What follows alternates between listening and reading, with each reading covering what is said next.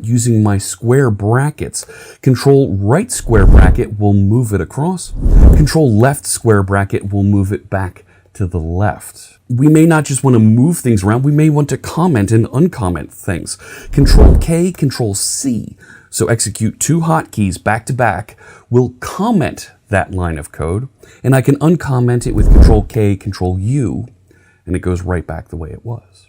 If I want to find some code, if I want to find some text in my file, I can use Control F, and you see the little find dialog appears here, and I can type in what I want it to find, press enter to have it go find the next instance of whatever it is that I'm looking for. I can use Control H to do find and replace, and I can replace that with some other text that I may want to put in its place right there in that dialog. And I can tell it to go through and replace it multiple times using these buttons right here.